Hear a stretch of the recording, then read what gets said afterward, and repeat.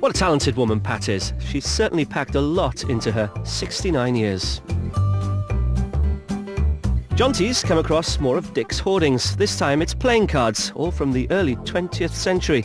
There's also a few board games in there too. Apparently Dick used to love playing games. I'm surprised he had the time, as it must have taken quite a while sorting through his collections. They're all so well organised. This lot get an estimate of £40 to £60. Jonty? Hello. What do you think to this? Brought your deck chair. There we go. Got your sandwiches? You need to be outside in the sun with a drink in your hand, don't you? Now, what are we looking at here? Yes. Well, the shape is Victorian, and you can tell that really by not so much this top part, but looking at that turn stretcher down the front there, that's a very 19th century turn on a stretcher. And it's really a folding chair, as you know, but really a forerunner to those steamer chairs that you saw in the 1920s and 30s, and they've now redesigned them to be outside. So it's a classic design, really, a classic British design. Now, we're looking at this lovely cane back here, but there's a bit of a problem, and have you noticed it too? I'm afraid so. It's that wear in the seat there. Yeah. And of course, that's where a lot of the weight obviously goes onto the seat rather onto the back. Not repairable? It's repairable, but very costly, because the only way that you can repair that is to do every single hole by hand. And all of these holes here are by hand, so the whole thing is interwoven. It's very, very labour intensive, so very costly to do. It's doable, but we have to price the chair accordingly, because I'm assuming this is for sale, is it? Yes. If it had been in good condition, then £100 easily. But because we've got the damage, 40 to 60. But it's still worth putting to sale. Well found. Right, shall I carry it out for you? Ladies first. Thank you so much. I'm surprised Pat hasn't fixed that with her creative talent. In the lounge I notice a collection of copper and brass. This kettle is from the 19th century, and so is the oil lamp. As you might have guessed, they belonged to, yes, Dick. The estimate for the lot is £20 to £40. Jonty, I think I may have got another one of those, whatever it is. Very similar looking boxes, aren't they? Yes. Let's have a look at that one as well. Yes, there we go. This is a writing slope as well. What is a writing slope? What is a writing slope? Please, yes. A little portable folding desk, essentially. I see, yeah. And they're really very, very well made indeed. So just have a look at these in detail. If I just pull this lip here, underneath this flap here is for storage for envelopes and stationery. You then have that lovely writing slope. So at the top here, this is where you keep your pens and ink. And here is an original inkwell, which is lovely to see. Fantastic, isn't it, eh?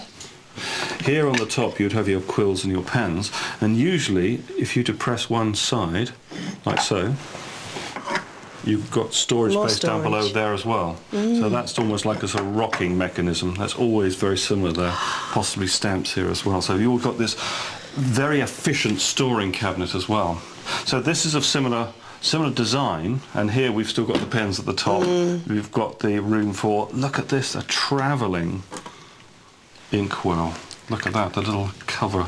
It's actually so if you went away for the weekend... Yes. How about that? Isn't that lovely? But this is interesting, just to compare, I want you to compare the difference in the quality. Can you see that one is a lot fresher than the other, and you've got this embossed edge to it as well. And this would be more leather. expensive, would it, when they were purchased, this quite one? Possibly, yes, it looks quite as possibly. If it should be. Yeah. So if you see the interior, if I fold them both away, so you look at the outside of this one here, you see you've got these brass corners. That protects the cabinet, so that's mahogany. So I close this one up here as well. That's a walnut, okay?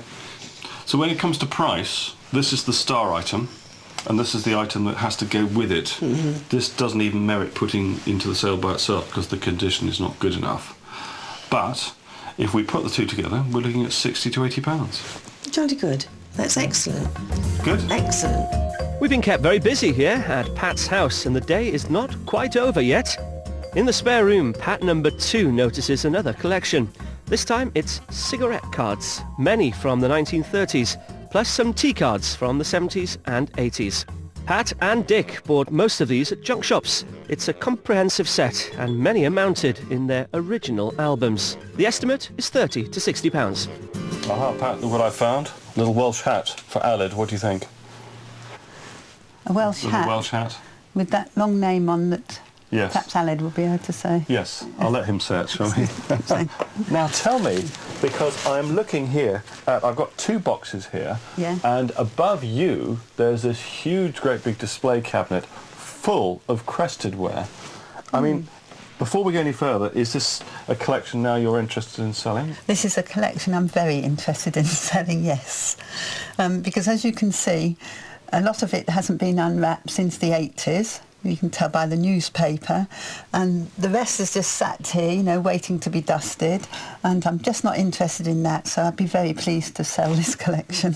Do you know the story of crested ware? I've not much of an idea, but I gather that they were seaside souvenirs that people used to bring home from the seaside. Well, you're absolutely right. It was for the tourist trade. The market exploded in the late 19th century through into the beginning of the 20th century. And that's the reason why we have different shapes, different sizes from not only the seaside, from different parts as well. So, for instance, if I were to pluck this little can here, because on the back here, can you see impressed it says Motor Spirit, and on the front it's got the crest of High Wycombe. Now for my money, High Wycombe is as far from the sea as any other city or town in the UK. Yeah. Now there's probably a reason why all of a sudden there was a market for this kind of ware, because in 1871 they became, for the first time in the UK, paid holidays. Bank holidays were introduced, yes. which means that the working classes could actually be paid for leisure time. Before that, there was no paid leisure time. And so if you went to the seaside with a few shillings in your pocket, a few pennies in your pocket, Yes. then you needed to come back with a souvenir. Now, when I was first in the business, this crested ware was very, very saleable. The market was really very buoyant. So what's happened in recent times is the market's increased, but it's also come down the other side. But this collection here is still worth between £200 and £300. Not bad. You pleased? Very pleased. Yeah. Wonderful. Should we tell the other 2? Let's. Okay. Mr. Jones, Pat, are you there? Yes, we are. Big smiles on your faces. What's going on? What's going We've got on? this whole... In fact, before we go any further, I've got a little present for you. Oh, lovely. I like a present. What have you got? We can't read the top of that. I just wonder if you could... Just tell us what it says around the edge there. It's a Snowdon hat, and it says around the edge... I can't tell you that. Do you really want to know? Oh, I see. It's very rude. Later on. It says, Llanfair pwllgwyngyll go gerach drobl Llantysilio go goch. I thank you. Wonderful. See, that's the reason they got me on the show. Isn't that lovely? Absolutely lovely. Yeah. So, Wonderful. we're talking a lot of money? Yeah, well, with all this collection here, everything you see behind us here, £200 to £300. Right, gosh. Not bad, eh? You're after £500 for a good old night out. Do you want to know how much money you've hopefully made today? We're taking Jonty's lowest estimate on everything, OK? Yeah. And we're hoping to make in the region of... Go on. Do you really want to know? No. £900. No. Yes. Yeah. God, that's some Beano. That's what they call in the industry a serious Beano, I think. Well, what an amazing rummage we've had here at Pat's. I can't wait to see how all her things do at auction, including the late 19th century oak smoker's cabinet, which Jonty said was in mint condition. Pat thinks it may have belonged to Dick's grandparents. It should sell for £50 to £80. There's all the different train sets, many of them still boxed, plus lots of Hornby track too. These are all very collectible, and their estimate is £200 to £400.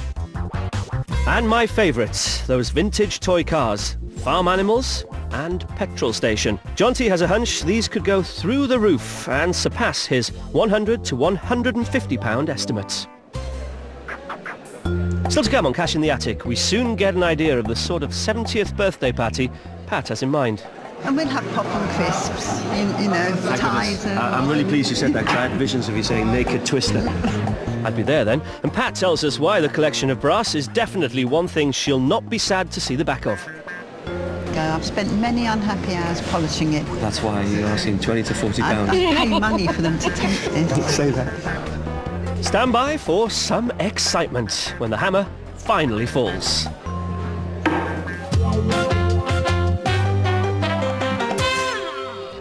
Well, Well, it's been a few weeks since we rummaged our way around Pat's house in West Dulwich and found box upon box of hidden treasures and forgotten antiques. And they've all been brought here to Chiswick Auction House in London. Now, Pat wants to raise £500. Let's hope we do better than that. She wants to have a rip-roaring time with her friends for her birthday. It's a joint 70th birthday party for her and her friend Pat. And if our experts' valuations are accurate, she should raise £900 for it here today. And that's fun. Good morning, Stereo Pats. How are you? Hello. You've made it. We made it, yeah. We've made it. Looking forward to this? We are, yeah. Now listen, don't be too alarmed, but I have some news for you. Jonty's not here, I'm afraid. No, but you're in safe hands. Don't be too disappointed. You look like you're going to strike me. I wouldn't do that. Oh, thank you very much. Are you going to be sad to see any of this go? No, absolutely not sad to see it go. And it hasn't even left a hole behind, you know, because I thought the room's going to look empty at home, but no. You've got a lot of stuff, that's why. I've got a lot of stuff. Now, you're hoping to raise £900. Yeah, and I can't bear the idea of spending that much on food. And so they rang round the 10 friends and we've decided that we'd like to spend the first £500 on the Pakistani flood relief fund. Wonderful. So, and the rest of the money goes on a good old party. What was it called again? a Beano. A Beano. And what's a Beano, remind me? A raucous jollification. A raucous jollification. I like the sound of that. Well, we must cross our fingers that today's raucous jollification results in copious quantities of glittering coinage. Seriously though, I think it's generous of Pat and her friends to spare a thought for those in need while planning their own happy day. The first of Pat's lots to come up is the mahogany Edwardian 3-tier cake stand. I'm probably envisaging the fact that your husband decided that he was going to collect cake stands, got to one and then thought, no, I really haven't got the room for it. What's it worth? Start me £10 a lot, please, for a cake stand.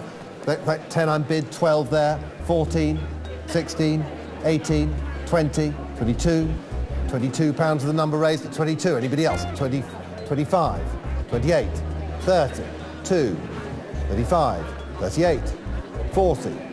£40 of the lady there at 40. Anybody else at £40? I'm going to sell it for 40, 299. I think it's what you call in the business a good start. And it's a sign that the bidders recognise the quality of the stuff Pat's brought here. Well, what will they make of her Victorian cane folding chair with an estimate of £40 to £60? I can't tell you where that came from any more than I can tell you where anything else came from. I think it grew. It's a beautiful chair, though. It is a nice chair. It's a good-looking chair, isn't it? You found this, didn't you, if I remember rightly? I took it into Jonty and he said the seat's broken. Jonty's very negative. The seat was broken. Oh, he's very truthful. £10 a lot, please, then to go. 10 unbid there, thank you. At £10, it's not very good so far. Can we £12? 14, 16, no, £16 it is then, at £16. Not quite enough, but at £16 then, you all done at £16. So £16, you decided not to sell it. Oh, that's a pity. So it's coming home with you. Oh, I really don't want to take it. Oh dear, I think Pat would have been happy for it to go for any price. Let's hope we can have more luck with the cigarette and tea card collection, which is up next for £30 to £60. If I remember right, you found these all over the house, didn't you? Found them in all different corners of the house, yes, just tried to collect them all together. I'm amazed you can find your clothes in the morning. Yeah, That's a good point. And I'm glad to say that I've got 1, 2, 3, 4 commission bids. Oh, wow. And I can start the bidding straight away at £70.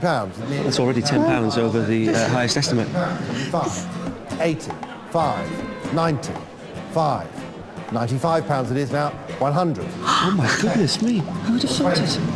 120 there at 120. You all done at £120. I'm going to sell it then, 120 for all those cigarette cards, 120. That makes up for the steamer chair, doesn't it? Or You've the got to let the non-steamer steamer chair go now. Just let it go. That's brilliant. Isn't it amazing? It's a good feeling, isn't it? No, I wanted the steamer chair. You older?